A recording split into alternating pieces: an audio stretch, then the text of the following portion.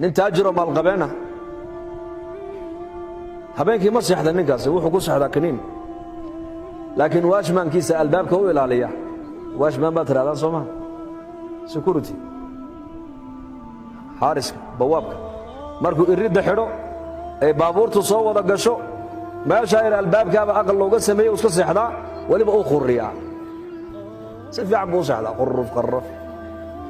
ninka maalqabeenka u wareega marka habeenkii ma seexanayo dushaasanu ku leeyahay aqal وحتى عيالكيسا mid boqol buu u sameeyay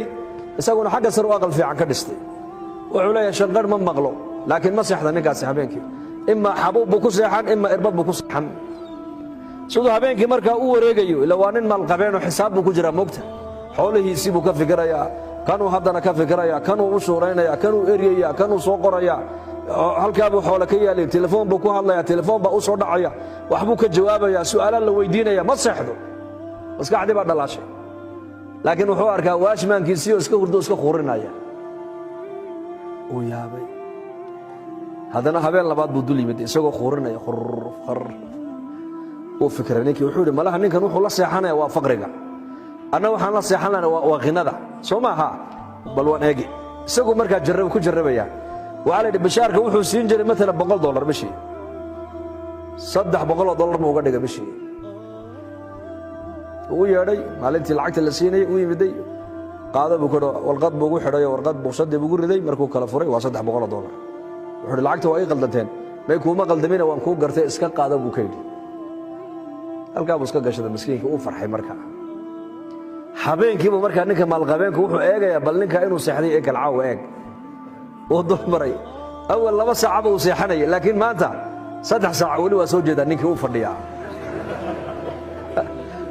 uu eega markaas uu soo jeeda haddana 4 saac buu kor maray wuxuu arkaa ninkii oo xilligaas sii goglanayo sii seexanaya uu seexan waayo soo baarisa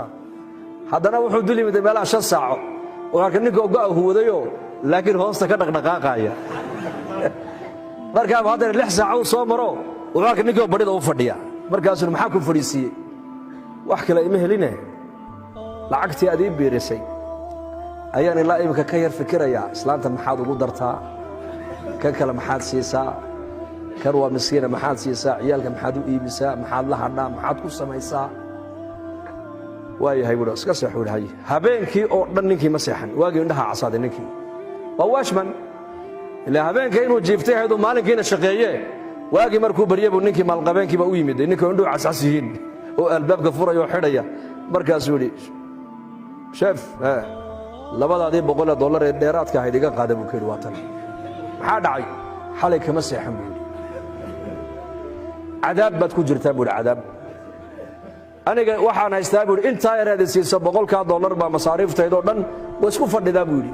xalay labadaa $100 waan ka jiifan waayey buu yidhi ninkii maalqabeenkii markaa maxaa u baxay waxaan qofka bini aadanka wareerinaysa waa adduunyada weeyaan waa meesha culammadu ay yidhaahdaan war hadba intay adduunyadu inoo biirto hee walwali walbahaar biyo murug baa inagu biiraysa hadba inta iimaanka iyo diinta iyo taqwadu ay noo biirtana raaxay